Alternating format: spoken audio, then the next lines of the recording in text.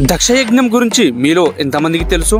శివుడేంటి చనిపోయిన తన భార్యని కాపాడుకోలేకపోవడం ఏంటి? శివుడేంటి అసలు ఎలాంటి భావోద్వేగాలు లేని అతడు తన భార్య చనిపోతే కృంగిపోవడం ఏంటి? ఇది కేవలం కథ కాదు, భక్తి, అహంకారం మరియు వాటి యొక్క వినాశకరమైన పర్యవసానాల గురించి ఒక గొప్ప గుణపాఠం గురించి ఈరోజు మనం తెలుసుకుందాం. Hello friends, welcome back to our channel. నేను మీ వేణు.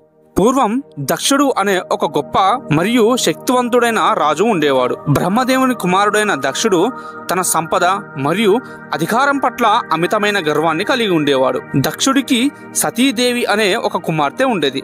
సతీదేవికి వైరాగ్యమూర్తి అయిన పరమశివుడిపై ప్రేమ కలిగింది. వారిద్దరు వివాహం చేసుకున్నారు. అయితే శివుడి వేషాధారణ మరియు అలవాట్లు దక్షుడికి ఏమాత్రం నచ్చలేదు. తన గొప్పతనాన్ని లోకానికి చాటాలని దక్షుడు ఒక భారీ యజ్ఞాన్ని తలపెట్టాడు. ముల్లోకాల్లోని దేవతలందరినీ ఆహ్వానించాడు. కానీ కావాలనే తన అల్లుడైన శివుడిని ఈ యజ్ఞానికి పిలవలేదు. తన తండ్రి చేస్తున్న యజ్ఞానికి తన భర్తను పిలవలేదని తెలిసిన సతీదేవి తీవ్రమైన వేదనకు గురైంది. తండ్రి దగ్గరికి వెళ్లి నిలదీయాలని ఆమె హృదయం తహతహలాడింది. శివుడు వద్దని వారించినప్పటికీ తండ్రి మీద ఉన్న ప్రేమతో ఆమె యజ్ఞానికి బయలుదేరింది. సతీదేవి యజ్ఞ ప్రాంగణానికి చేరుకున్నాక అక్కడ ఊహించని అవమానం ఎదురైంది. తన భర్తకు ఆహ్వానం లేకపోవడం మాత్రమే కాకుండా అక్కడ ఎవరు ఆమెను గౌరవించలేదు. ఈ అవమానాన్ని ఆమె భరించడం ఎలా? ఆ ఆగ్రహంతో సతీదేవి తన తండ్రిదని నిలదీసింది. శివుడిని ఎందుకు పిలవలేదని సూటిగా ప్రశ్నించింది. అప్పుడు దక్షుడు తన అహంకారంతో శివుడిని చాలా నీచంగా మాట్లాడాడు.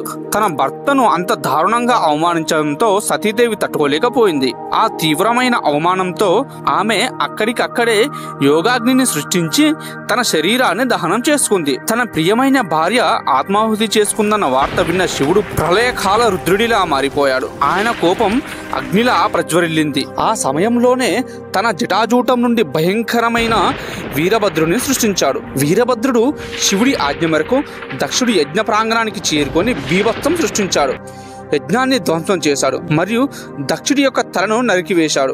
దేవతలందరూ భయంతో పరుగులు తీశారు. ఆ తరువాత దుఃఖంతో కూడిన హృదయంతో శివుడు సతీదేవి భస్మమైన శరీరాన్ని తన భుజాలపై వేసుకొని లోకమంతా తిరిగాడు. ఆ విరహం అంతా ఇంతా కాదు. శివుడు దుఃఖాన్ని చూడలేక విష్ణువు తన సుదర్శన చక్రాన్ని ఉపయోగించి సతీదేవి శరీరాన్ని ముక్కలుగా ఖండించాడు. ఆమె శరీర భాగాలు పడిన ప్రదేశాలే శక్తి పీఠాలుగా వెలుగొందుతున్నాయి. చివరికి దేవతందరూ శివుడిని శాంతింపజేయడానికి ప్రయత్నించారు. శివుడు శాంతించి మేకతలను దక్షుడికి అతికించి అతనికి తిరిగి ప్రాణం పోశాడు. దక్షుడు తన తప్పును తెలుసుకొని శివుడిని క్షమించమని వేడుకున్నాడు. కొన్ని రోజుల తర్వాత సతీదేవి హిమవంతుడు మరియు మైనావతికి కుమార్తెగా పార్వతి అనే పేరుతో తిరిగి జన్మించింది. ఆమె తన పునర్జన్మ సూత్రాలను కలిగి ఉండి మళ్ళీ శివుడిని భర్తగా పొందింది. వారి వివాహం ఎంతో అంగరంగ వైభవంగా జరిగింది. దక్షయజ్ఞం కథ మనకు అనేక విషయాలు నేర్పుతుంది. అహంకారం యొక్క వినాశకరమైన పరిణామాలు, ప్రేమ యొక్క శక్తి మరియు భక్తి యొక్క గొప్పతనం ఈ కథలో మనకు కనిపిస్తాయి. సతీదేవి తన భర్త పట్ల చూపించిన అచంచలమైన ప్రేమ మరియు శివుడి యొక్క శక్తి మనల్ని ఆశ్చర్యపరుస్తాయి.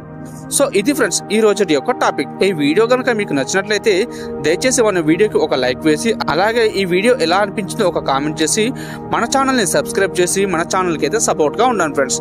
Thank you friends. Thank you for watching.